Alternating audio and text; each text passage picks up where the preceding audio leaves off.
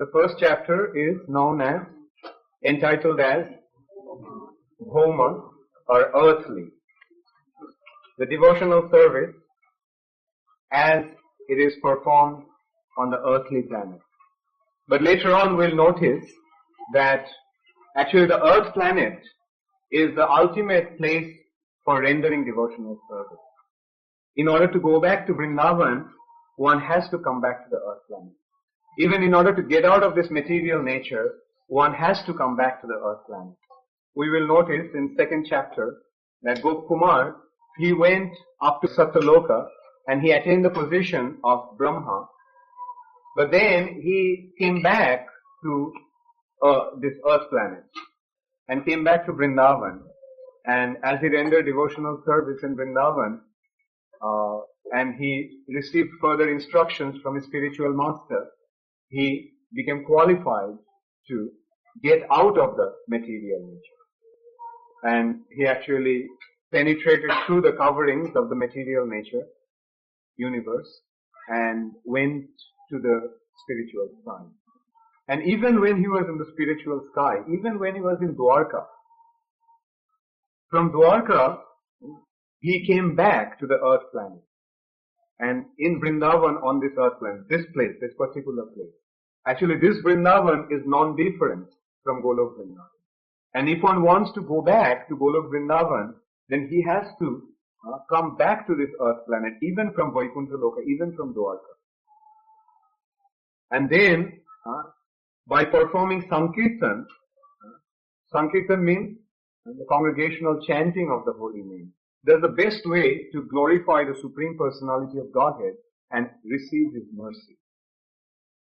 As Giriraj Maharaj was mentioning in the class this morning, Shakpriya Namo, that one chants the name of the Lord. And this Shakpriya has two connotations. One is that according to his own taste, he chants the name of the Lord, and also it means the names of the Lord that are very dear to the Lord Himself. Actually, Krishna's names are very dear to Krishna Himself. Therefore, when we chant Krishna's names, Krishna becomes very happy. So, this earth planet is actually the best place to render devotional service. And by properly executing devotional service on this earth planet, one becomes eligible to go back to the spiritual sky. Not only to the spiritual sky, to the topmost region of the spiritual sky. And what's the topmost region of the spiritual sky? Golok Vrindavan. So, yesterday we discussed the general devotional service as rendered on this earth planet according to Varnashram. And then we see that it even transcends, even higher than performing Varnashram. Although it is said, Vishnur Aradhate Pantha Nainam Tattosho Karanam, the best way to please Vishnu is by Varnashrama Charaveta Bata Purushena Parapuman. By performing Varnashram, one can please Vishnu. But Vishnu becomes even more pleased when one renders unconditional devotional service unto Him. Varnashram has a consideration of guna and karma. Varnashram has a consideration of one's own propensity and the influences of the modes of the material nature. But in spite of those influences, when one renders service unto the Supreme Personality of Godhead, as the king was performing, although he was a Kshatriya, and on his Kshatriya platform, his main consideration was to please the Supreme Personality of Godhead. And he was ruling his kingdom as a caretaker of Krishna's property. And in his kingdom, his citizens were Krishna's children, Krishna's subjects. And he was taking care of them as a servant of Krishna. So, then, he actually directed Narad Muni to Indra. He pointed out that he was not actually the greatest recipient of Krishna's mercy, because even greater recipient of Krishna's mercy is Indra in heaven. Why? Because they have attained immortality by drinking the nectar, and demigods actually receive the nectar by Krishna's mercy. So Krishna's mercy was unconditionally showered upon the demigods. And Krishna even went out of his way to deprive the demons to let the demigods drink the nectar. So this is how Krishna actually favors the demigods. And why Krishna gave them the nectar? Because Krishna wanted them to become immortal. And why Krishna wanted them to become immortal? Because Krishna wanted them to take care of different affairs of this material nature. Different departments of the material nature. So, Indra, and among the demigods, Indra is the greatest. And not only that, Krishna actually became a younger brother of Indra. Vāmanadeva is Indra's brother, because he is also born out of Aditi. Kashyapa had a wife called Aditi and had another wife called Diti. So out of Aditi, the demigods, the Adityas were born. And out of Diti, Daityas or demons were born. So these are two groups, and who are in constant conflict. And when the Daityaraj, the king of the demons, Boli, drove the demigods out of the kingdom, heaven, and took over their position, took over their kingdom, then Aditi was very much afflicted because her sons were driven out of the kingdom and they were wandering around in different disguise, and some of them were even hiding in mountain caves or under the sea, under the ocean. So Aditi performed a great austerity. And as a result of that austerity, the Lord appeared in front of her, and the Lord asked Aditi, Aditi, what do you want? And Aditi said, my dear Lord, please reinstate my sons in their rightful position in heaven. And Aditi, as it has been described in Padma Puran, that Aditi also told Krishna that I don't want the demons or Daityas, the sons of deities, should suffer. Please don't punish them severely or don't kill them. Please just reinstate my children and I'll be happy. I don't want to take any revenge. And Krishna actually became very happy with her. And he told her that I am very happy that you are so non-envious. Although Diti's sons dealt with your children so cruelly, but you are so compassionate. Therefore I am very happy with you. And Krishna promised to her that he would appear to her as her son. And as a result, Vāmanadeva appeared. Vāmanadeva in this way is a younger brother of Indra. And Vāmanadeva deceived Bali, drove him out of the heavenly planet and sent him in exile, or ostracized him to the lower planetary system known as Sutala Loka. So, in this way, the Lord favored Indra. So, Indra is a very, very special devotee. So, when Narad Muni went to Indra, he started to glorify Indra, stating all these points. And there he saw that Vāmanadeva was surrounded by the different demigods, and there he was receiving the praise offered by them and gifts offered by them, offerings offered by them, and the demigods also were in ecstasy, shedding tears and worshipping the Supreme Personality of Godhead. Then, after a while, when Vāmanadeva left for his palace, then Narad Muni approached Indra and started to glorify him as the greatest of all devotees, as the recipient of the greatest mercy of the Lord, stating all these points. But then Indra became very ashamed hearing that and told him that, O Narad Muni, O expert musician. Narad Muni is actually a very great musician. He is always singing the glory of the Supreme Personality of Godhead playing in his veena. Narad Muni Bajai Veena Radhika Ramana Nam. So he addressed him as a great musician, and he at first couldn't believe that Narad Muni was speaking to him like that. So he said, Are you making fun of me? You're not serious. And then Indra started to point out the defects in his character and how he is not actually a devotee. He couldn't really become a proper recipient of the mercy of the Supreme Personality of Godhead. Then, in response to Narad Muni's praises towards Indra, Indra replied that Krishna did not actually defeat Bali. Krishna begged his kingdom, begged heaven, the kingdom of heaven from Bali to offer it to Indra. So in this way, he actually elevated Bali's position and humiliated Indra. Like Krishna was so much favorable towards Bali that he did not defeat Bali in a war or drive him out directly. But with his own permission, he actually, by deceiving him, he actually took the kingdom away from him.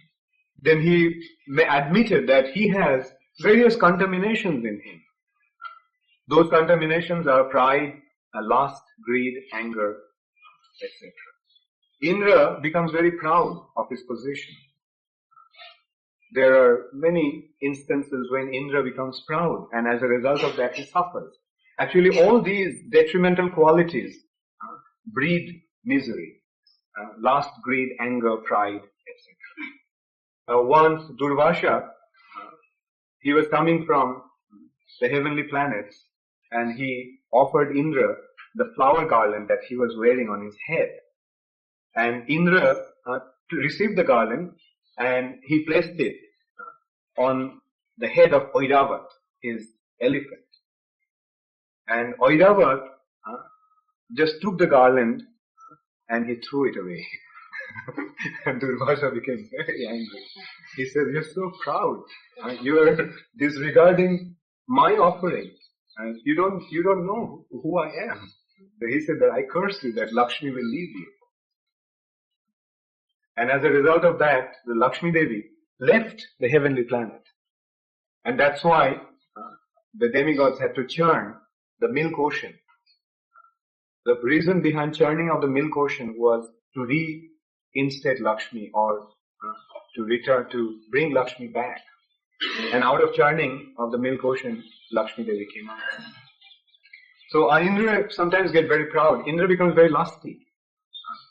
Like, so often he molests, or not often, sometimes he molests some Brahmana's wife, and as a result of that he is cursed. And then Indra leaves his kingdom and he runs away and hides somewhere out of the fear of the curse of the Brahmana. So in this way, Indra honestly started to admit his defects. Because these negative qualities will not be present in a pure devotee, in an advanced devotee. Lust, greed, anger, although they can be used in Krishna's service at a very advanced stage, but generally the devotees are free from these Charu 6 enemies: Kam, Krodh, Lobh, Moha, Mad, and Matsarya. So Indra admitted these defects, and then he told that the Lord took away the greatest assets of the heavenly planet, that Sudharma assembly and Parijat flower, Parijata tree. When Krishna was ruling over Dwarka, when Krishna established his capital in Dwarka from Mathura, then he brought the Sudharma assembly, the assembly of Indra in heaven, onto this earth planet, on Dwarka. And also once, to please Rukmini, Krishna stole Parijat flower, Parijata tree, and he planted it in Rukmini's garden. And that also will be explained in the second chapter, and how, as a result of that, Satyabhama became envious. And that Krishna got the flower for Rukmini, not for her. So in this way, Indra was, time and time again, Indra was, instead of being favored by the Lord, he was smashed by the Lord. Then he also admitted that he prevented the Brajavasis' worship of Krishna. And as a result of that, he got chastised by Krishna. In Govardhan, when the Brajavasis were offering the worship, preparing for the worship for Indra, Krishna actually directed them to worship Govardhan instead of worshipping Indra. And as a result of that, Indra became very envious. And Krishna smashed him. You all know about that.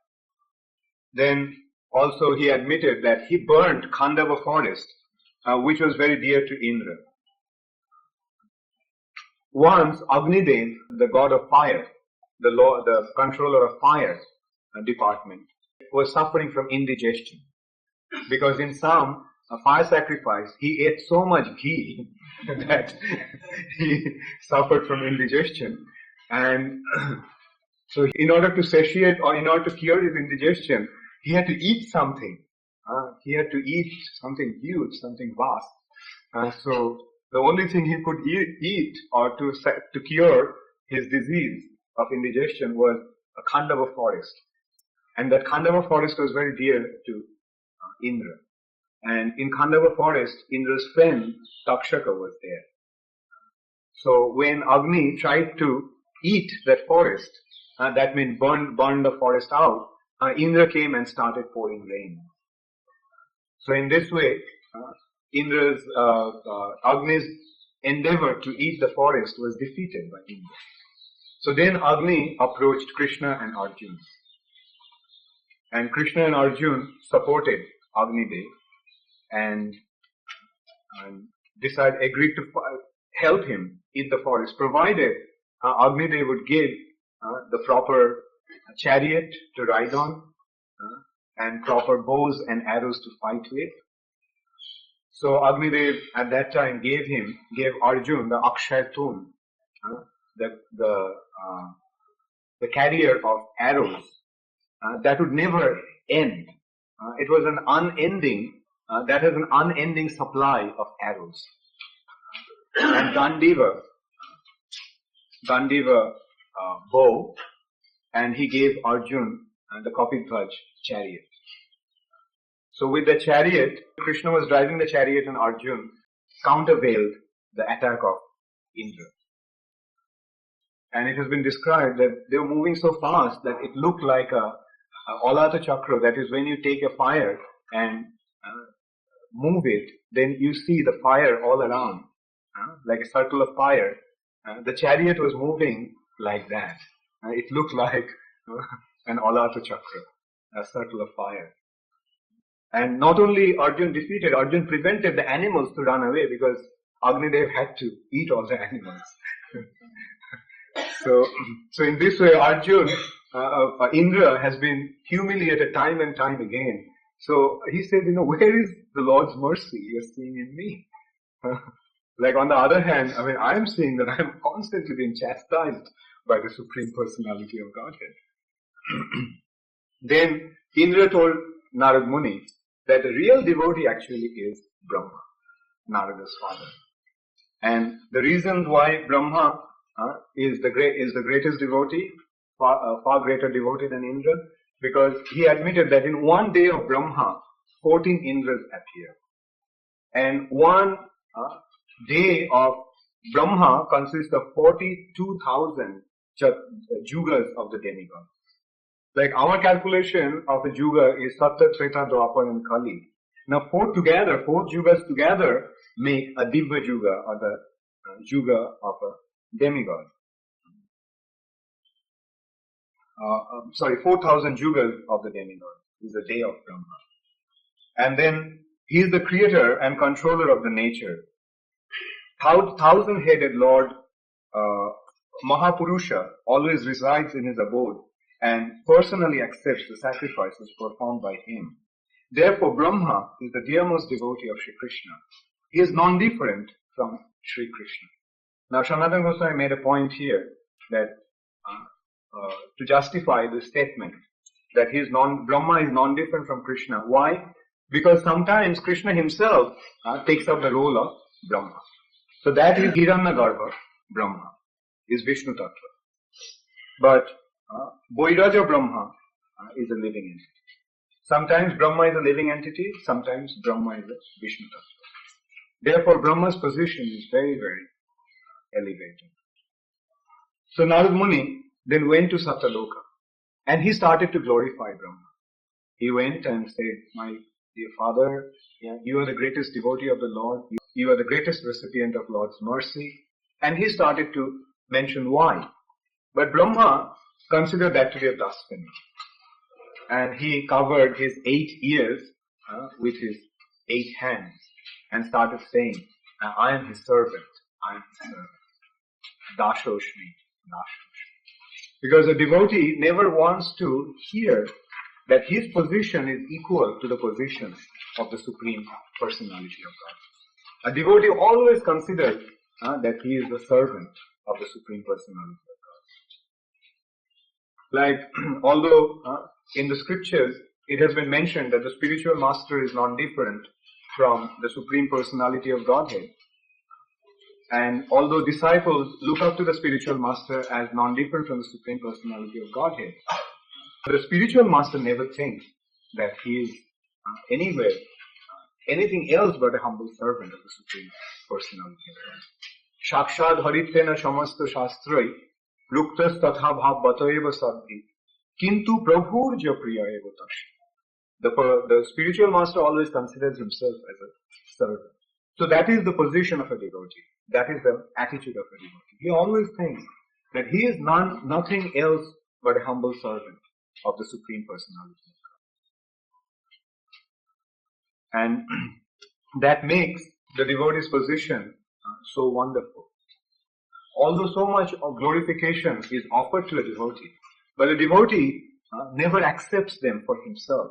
He passes everything over to his spiritual master, and in this way he offers everything to the Supreme Personality of God. It may be some material object, or it may be some subtle glorification, or it may be some menial service. Whatever he receives, a devotee always offers it to his spiritual master. And through the via medium of the spiritual master, he offers everything to the Supreme Personality of God. So here you can see that how Brahma refused to accept any such glorification. Brahma actually chastised Narad. He said, Narad, from your very childhood I've been telling you so many times that you don't make that mistake. Like so many times I told you that Vishnu, the Supreme Personality of Godhead, is my Lord and Master. And I am just his servant. And that's my only identity. Beyond that I don't have any other identity. And so in this way he chastised Narad Muni. Then Brahma explained that he is not actually the creator. He is not the maintainer. It is the external energy of the Lord, Maya, that is the creator and maintainer of this universe, of this material universe. Brahma is not the creator. He admitted that in response to Narad's statement of glorification. And then Brahma admitted that he is often bewildered by Maya, the Lord's external energy.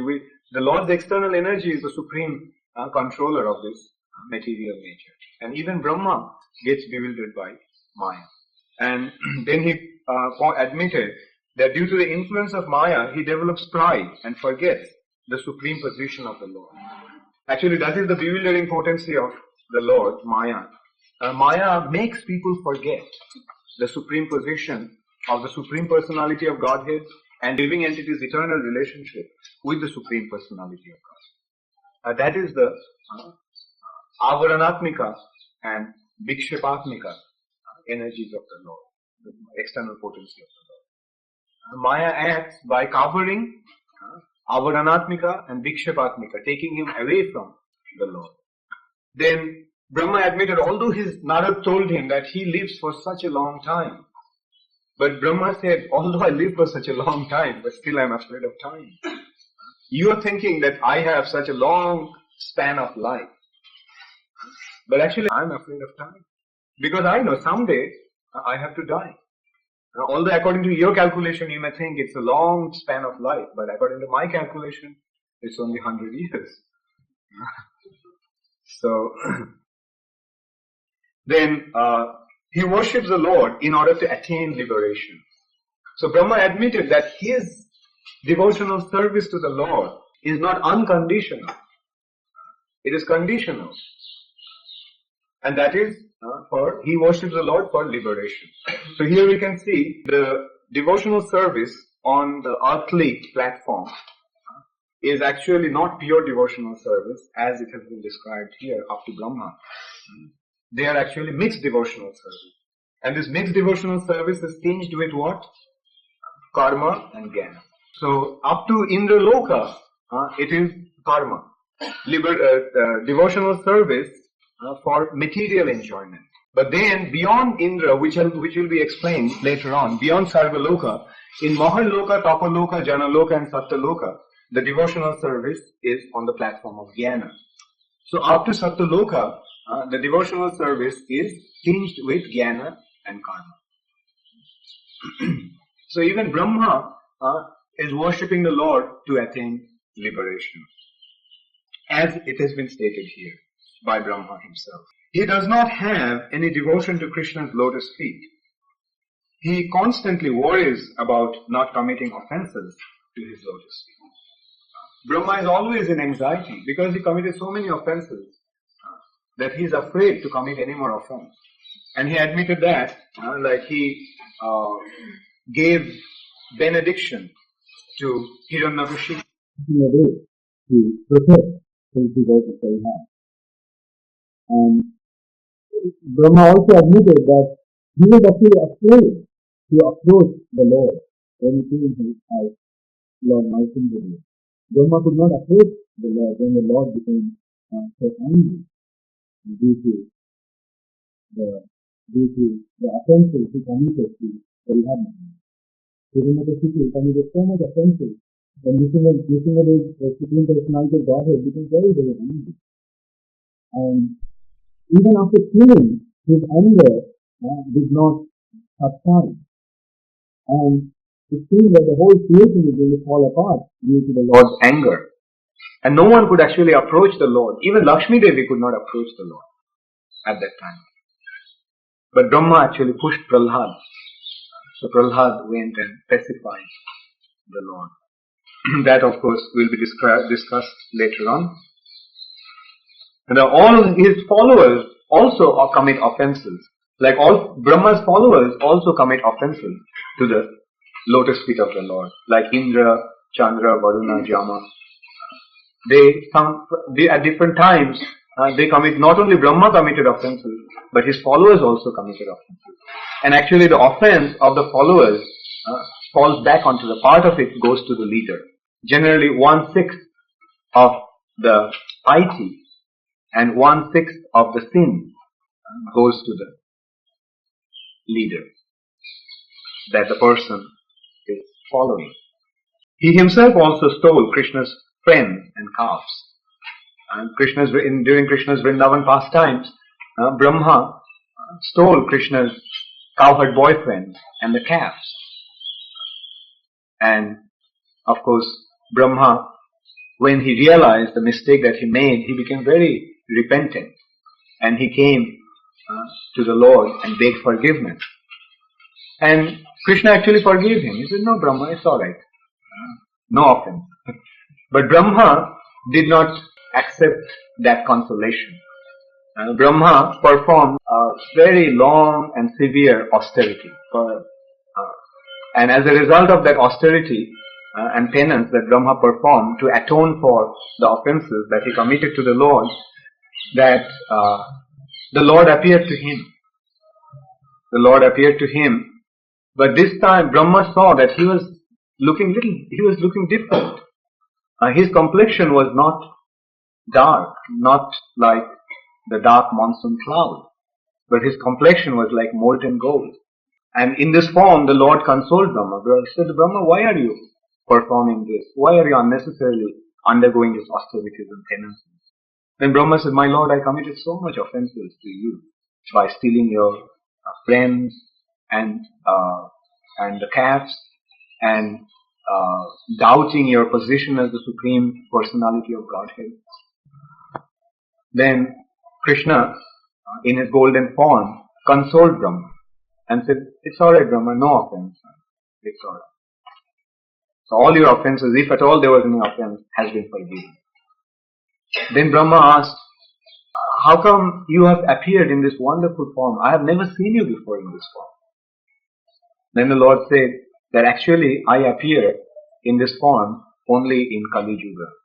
And that also only once in your day, on the 28th Chatur Yuga of your day, I appear in this form. Then Brahma said, "When you appear in this form next time, please allow me to participate in the fast." And he said, "Okay, granted." And then Brahma said, "You see, I become very proud of my elevated position as Brahma. So in this past, and I commit offenses to your lotus feet. But please allow me to be born in a very low class family, so that I do not develop any pride. I'm proud that I'm Brahma, but if I'm born in a very low class family, if I get a very low birth, then I will be bereft of the pride." Then the Lord granted that benediction. And so who is that personality?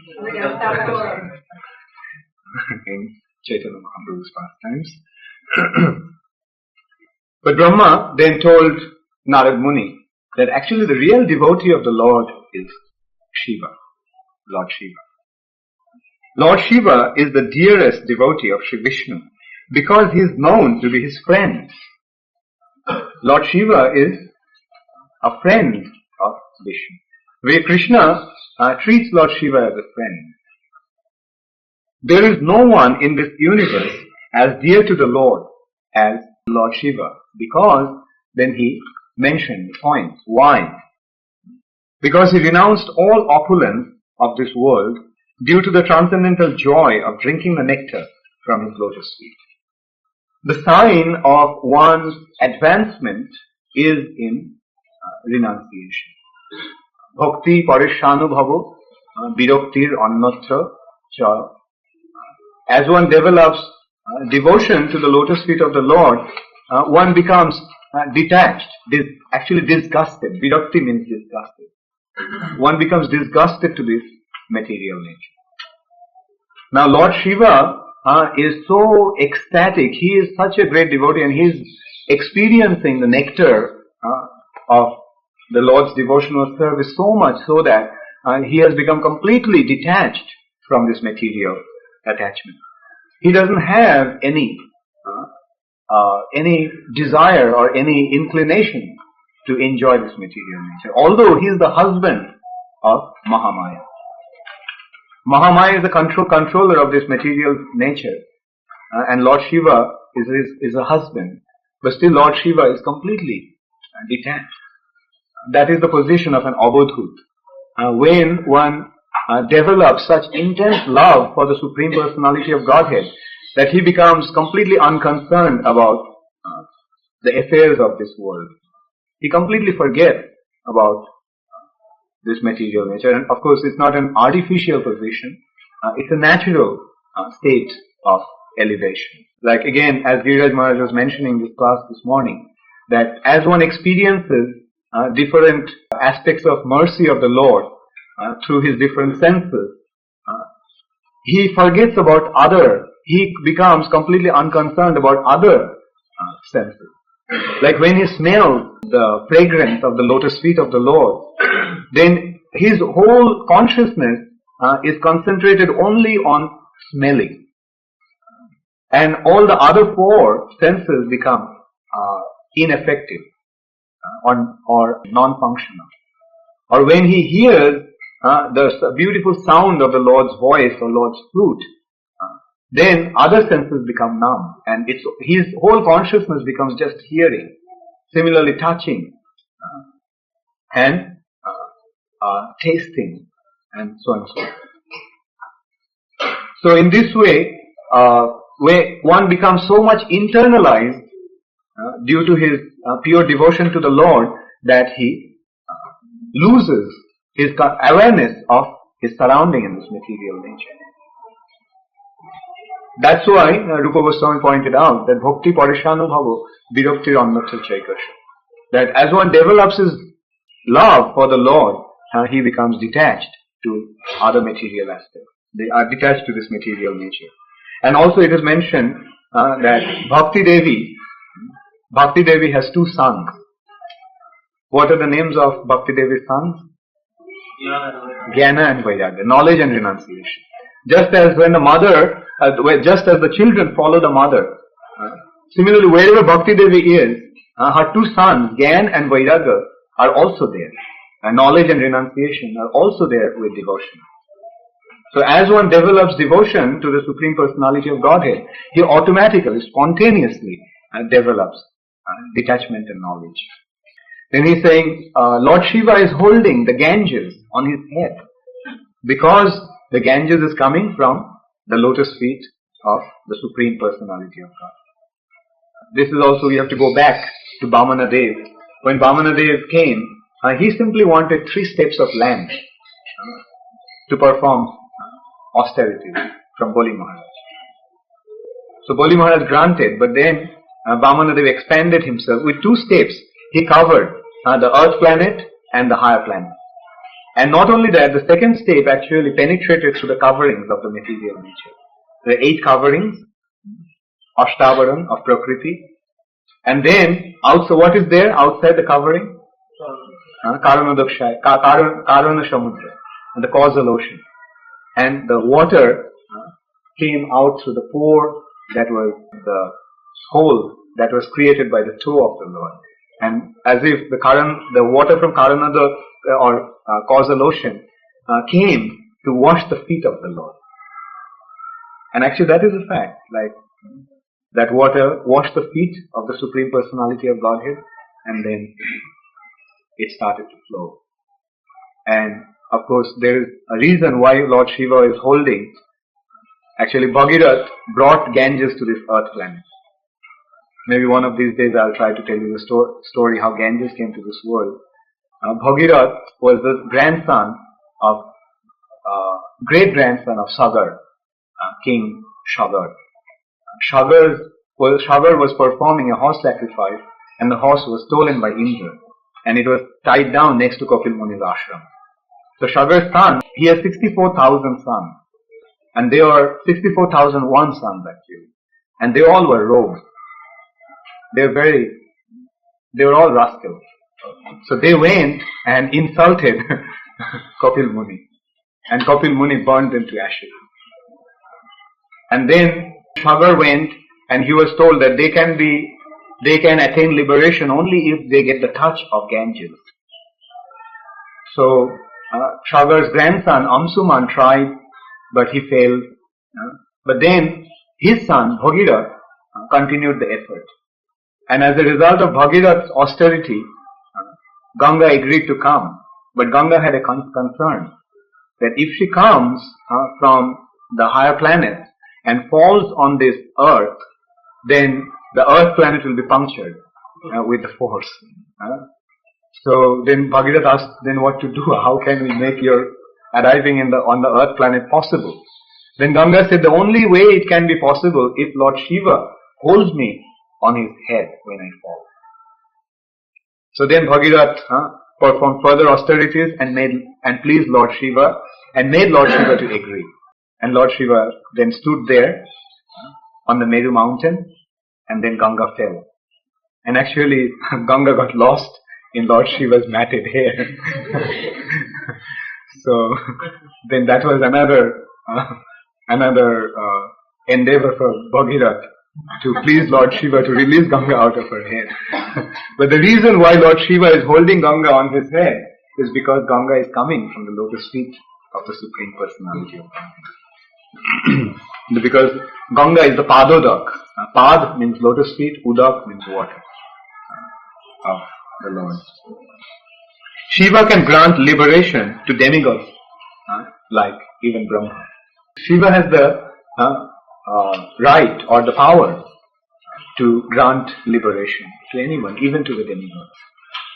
As I was mentioning yesterday, in order to go back to Vaikuntha, one has to have the permission of Lord Śiva. Without the permission of Lord Śiva, one cannot enter into Vaikuntha. Even the demigods have to get the permission from Lord Śiva. I'll take the questions after I go through that. Sri Krishna tolerates offences to himself, but he does not tolerate offences committed to Lord Śiva. If someone commits offence to Lord Śiva, Krishna doesn't tolerate that. So what is the reason? Because Krishna cannot tolerate the offences to his devotees. If one can get away committing offence to Krishna, Krishna may excuse him. Krishna may not take that offence, but Krishna never tolerates any offence offered to any offence to his devotee. And because Lord Śiva is such a great devotee of Krishna, Krishna never tolerates any offence to him, committed to him. The Lord himself killed the demons who became powerful due to the boons given by Shiva and then consoled and praised him. He did not do that in Brahma's case. Actually, Krishna chastised Brahma for giving boons like that, like the way he gave to Hiranyakashipu. And Brahma admitted that in spite of that warning, he again granted some boon to Ravana. And Ravana created so much disturbance to Lord Ramchandra. Even stole his Sita Devi. And Brahma was chastised. Whereas when Shiva gives some boon to some demon, and then the demon is killed by Krishna, then Krishna doesn't get angry with Shiva, but he actually, when Shiva laments, Krishna pacifies him. He says, "Oh, sorry, don't worry." Then during the churning of the milk ocean, he made Shiva drink the poison and glorified him with the name Nilakantha.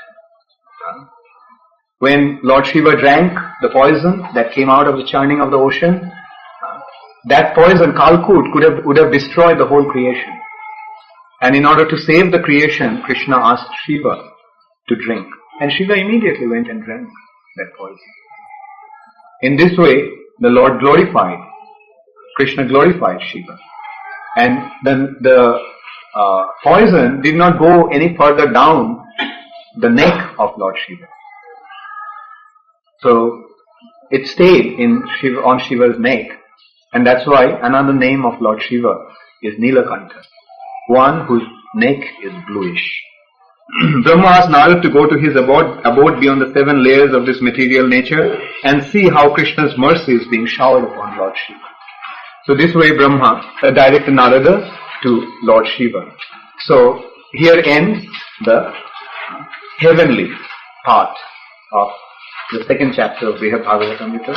The 3rd chapter is dealing with a devotee beyond this material nature. And Lord Shiva's position is beyond this material nature. For a few minutes, did you have a question, Tattva? Yeah. I read in the Bhagavad Gita purport that Shiva doesn't grant liberation. It's spoken by Shiva, saying that Krishna grants liberation. Yeah. That is for the demons. The demons think that the Shiva is the ultimate. And they actually approach Shiva for boons because Shiva is very quickly pleased. So the demons think that they'll please Shiva very easily, and they'll get some benediction from him. But that understanding of the demons is mistaken, because to them Lord Shiva never grants liberation. But to the devotees, Lord Shiva grants liberation.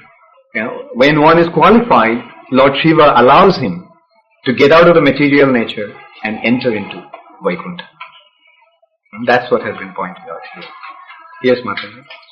Maharaja, you're saying that we have to return to the Earth planet to do devotional service to go back to Godhead. Does that refer to this planet particularly, or are there many Earth planets? Yeah. Every universe has 14 planetary systems.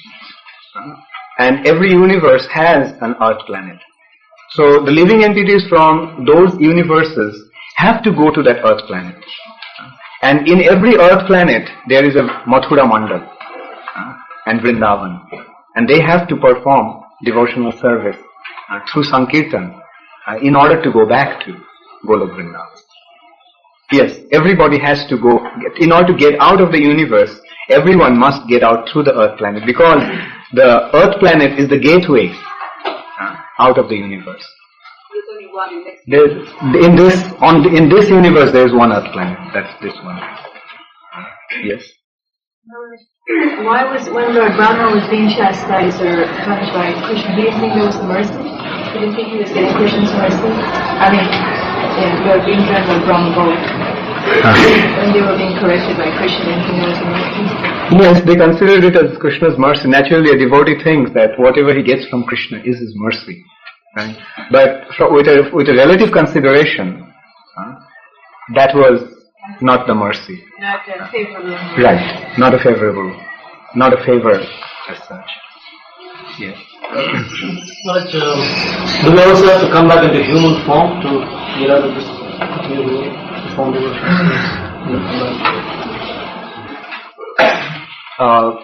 ultimately, the ultimate form that one gets in Vrindavan is his original form that he has in the spiritual Vrindavan. So if someone is a creeper in the spiritual Vrindavan, in Golok Vrindavan, then he'll be born as a creeper here. Also, Maharaja in Bhagavatam describes that the liberated beings that live with Brahma and they're transferred automatically at their Yeah. That is one liberated being. You see, as long as we are in the material nature, Brahma himself admitted that they are conditioned to some extent. But they are so much purified from their contamination, material contamination, that they can be considered as almost as liberated. But they are not fully liberated. And Prabhupada mentioned that those who are almost purified, at the end of this Brahma's lifespan, when the universe falls apart or dissolves, then those who are liberated, they go back to the spiritual sky. So they don't have to return? It depends, as I mentioned, like even from Vaikuntha one has to come back. Like if, you see, that I mentioned in the introduction of this course, until the time we reach our ultimate destination, we will not be satisfied. Like if somebody's ultimate destination is Golok Vrindavan, he will not feel satisfaction even in Dwarka. Even in Dwarka he will feel dissatisfaction. Although in Dwarka Krishna may appear to him like a cowherd boy. And Krishna's associates may appear to him as the residents of Vrindavan, but still he won't feel satisfaction. Because Vrindavan is a very special place. So if someone goes up to Vaikuntha, but if his ultimate destination is Vrindavan, he will yearn for that position.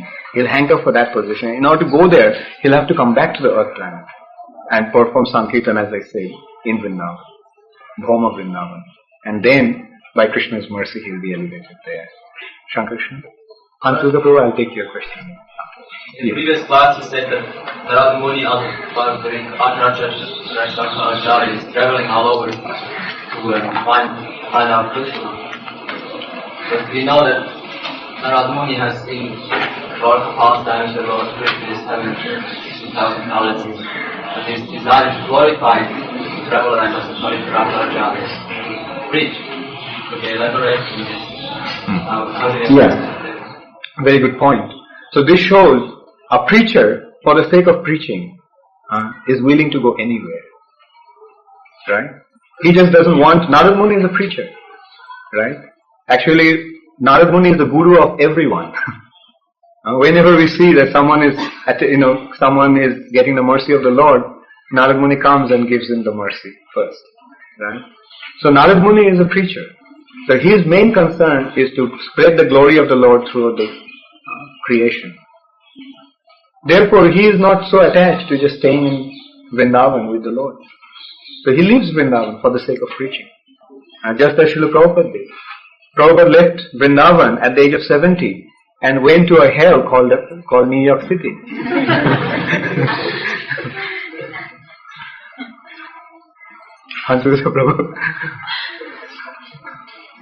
Prabhupada said it was delightful. Huh? Prabhupada said New York was delightful. Yeah, because everything's delightful. Yeah, of course. Anyway, I have a question. These 64,000 sons of Sagar, if they were such rascals, why did it take so much trouble to... Why did they? Why was so much trouble taken to deliver them? Yeah. Because of their father. Because the father asked Kapil Muni. Sagar was a great personality. Yeah. So he appealed to Kapil Muni. Well, if he was such a great personality, how got so many rascal sons? There is a saying that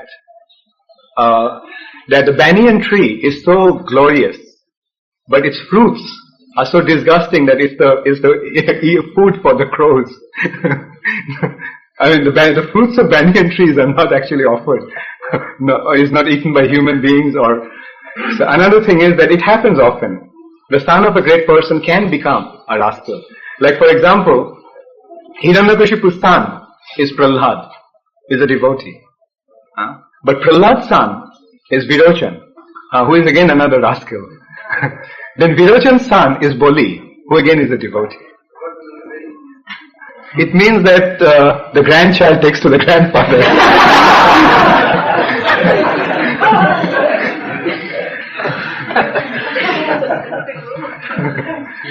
It happens often.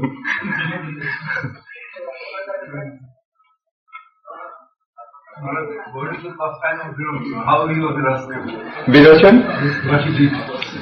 Well, Virochan actually again went against the demigods, created a lot of disturbance to the sages. So, I think time is up. And thank you all very much. All glories to Srila Prabhupada.